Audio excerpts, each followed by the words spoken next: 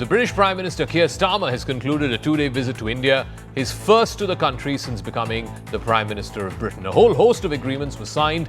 These will top up the historic India-UK FTA, which was signed just 3 months ago in July when Prime Minister Modi was in London. The big takeaway this time is that both countries have pledged in the joint statement to fight terror together, and there was the explicit mention of the Pahalgam terror attack in the joint statement. It's the first time that this has found a mention in an India-UK joint statement. It's also called on to strengthen action against cross-border terrorism, both at the United Nations as well as at the FATF. So clearly, the UK, which has been sort of hedging its bets when it comes to unequivocally condemning cross-border terrorism, today has taken that step. And this will have some domestic ramifications as well, because Keir Starmer represents the Labour Party. The Pakistani-British sort of citizens there have been a long-standing sort of vote bank for the Labour Party. So he has put that aside and gone ahead and endorsed this joint statement, which has unequivocally taken a very, very strong position when it comes to cross-border terrorism. Let's listen into some excerpts from the statements that were made by both Prime Ministers, and then I'll expand this a little further. अभी आपके विचारों को सुनकर मेरा विश्वास और गहरा हुआ है कि हम नेचुरल पार्टनर्स के रूप में और तेजी से आगे बढ़ेंगे। हमारा द्विपक्षीय व्यापार लगभग $56 बिलियन है। हमने 2030 तक इसे दोगुना करने का लक्ष्य रखा है। Already had a really productive couple of days. We've brought together businesses and investors from both sides, from India and the UK.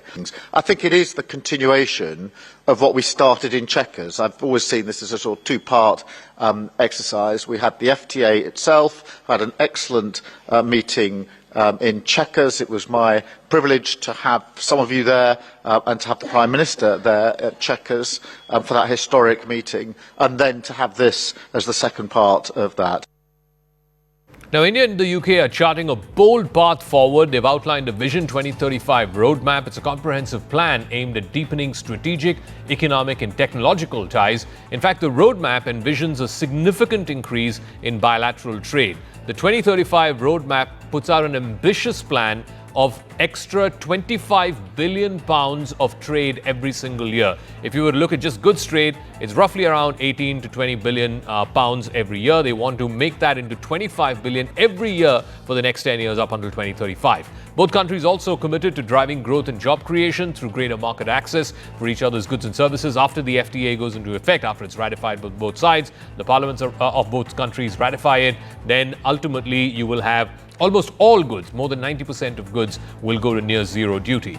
On the defense and security front, collaboration will expand into advanced technologies, complex weapon systems. Today, in the joint statement, a lightweight missile that has been agreed by the UK to be sold to India, so that's going to be another significant one. A strong skills partnership is also in focus, plans to establish. In fact, the joint statement also mentions multiple universities, leading universities in the UK will be establishing their campuses here in India to foster global talent exchange. Both sides are also set to advance cooperation in cutting-edge technologies. They've talked about setting up a center for artificial intelligence, ethical artificial intelligence, also a center for critical minerals, a laboratory that will monitor critical minerals and rare earths. So it is a real, a whole gamut of issues have been discussed and have been agreed upon today when the two prime ministers met. And of course, under the climate partnership, they're also talking about a tech climate partnership, about technology transfer when it comes to mitigating climate change. India and the UK will work together to accelerate clean energy transitions and mobilize climate finance. Now, trade, of course, was the big focus of the UK Prime Minister's commitments here in India. Terror was another one that featured quite prominently both during the meeting as well as in the joint statement that was put out. Both Prime Ministers unequivocally and strongly condemned terrorism and violent extremism in all its forms. They have also called for zero tolerance to terrorism and concerted international efforts to combat it. They've also agreed to counter radicalization and violent extremism, particularly Khalistani extremism, although no specific extraditions have been spoken about. But the UK also emphasized its commitment to strengthening bilateral and multilateral cooperation in the fight against terror, particularly at multilateral bodies like the United Nations, whether it's the Security Council or at the FATF. The UK Prime Minister also condemned in the strongest possible terms the April 2025 terrorist attack in Pahalgam and agreed to strengthen cooperation to take concerted actions against globally proscribed terrorists and their sponsors. The activities of Khalistani extremists, yes, it is a subject that had come up in the discussions in July. It was flagged again during the discussions held today, and Prime Minister emphasized that radicalism and violent extremism had no space in democratic societies, and in particular should not be allowed to use the freedoms or abuse the freedoms provided by democratic societies, and there was need to move against them within the legal frameworks that are available to both sides. I want to go across to Siddhant Mishra, who's joining us live from Mumbai, where, of course, it's been a packed day, the official day of bilateral meetings between Prime Minister Modi and Prime Minister Starmer. So the big takeaway on the terror front, the combating cross-border terror front, Siddhant, seems to be that there was explicit condemnation of what happened in Pahalgam. Also, the UK pledging to work closely with India when it comes to taking on cross-border terrorism, particularly when it comes to international institutions and using international institutions to combat it, the UN or the FATF. How significant is this?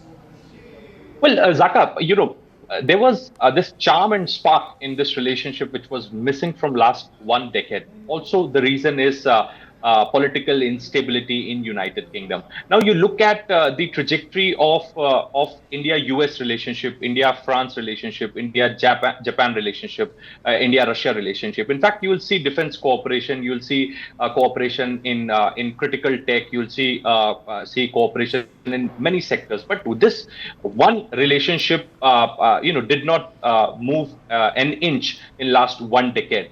This was perhaps the reason that this visit is being called as a historic visit, because this visit has now given this relationship its charm, its spark back. Free trade agreement has been signed.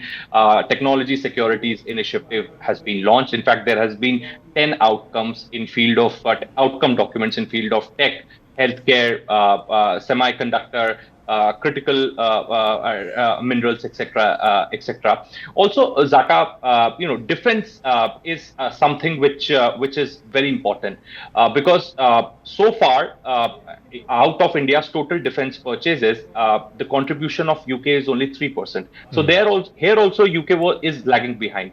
Now you compare it with United States, you compare it with France, you compare it with Russia. UK is far behind.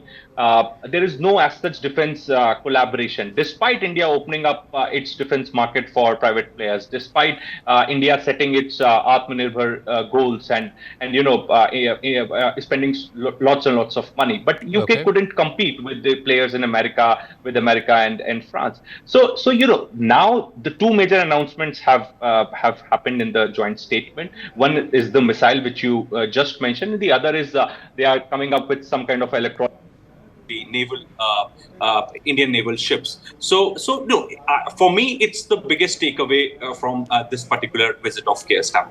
All right, I also want to go across to Sanjay Suri, who's joining us from London. So, Sanjay, this is coming at a time when, of course, for the British Prime Minister, he has to show this as a big win back home.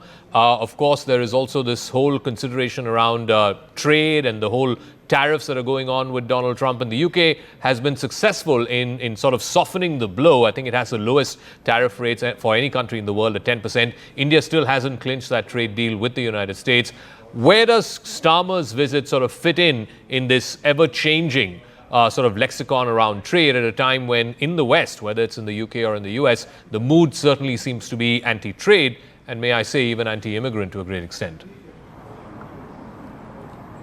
Zakka, it appears as seen from Britain not to fit in at all. The view from here is that this visit has been some sort of a working picnic in Mumbai. You might almost think there are two Keir Starmers, one that the British media is looking at, another the one who has been in Mumbai. The only interest in the reportage around this visit has been remarks that Keir Starmer made in response to domestic concerns that were put to him. There was an issue about the case against two persons accused of passing secrets to China. That case has been dropped. He has been confronted on that. Was the Labour government responsible for cover-up or at least not pursuing it energetically enough? There have been questions about illegal migration, digital ID, the question of Gaza, whether Trump should get a Nobel Prize, Starmer's views on that. It is all this that has been the stuff of the reporting here. It's about Starmer facing domestic issues from another location. So whether the deals with India, and there have been some announcements, for example, with universities and more access for British universities, and in fact for them to set up in India, and there have been other outcomes as well, and there have been issues in defense that Siddhant was just telling us about. All that appears to be absolutely of no interest here. So if the intention was to build a new narrative in support of Starmer, so that he is seen as someone who has delivered goods and delivered deals for the UK and an important trade deal, that is not at the moment reflected in the popular discourse or the popular narrative here in Britain. All right, Sanjay Suri and Siddhant, thank you very much for joining us, gentlemen.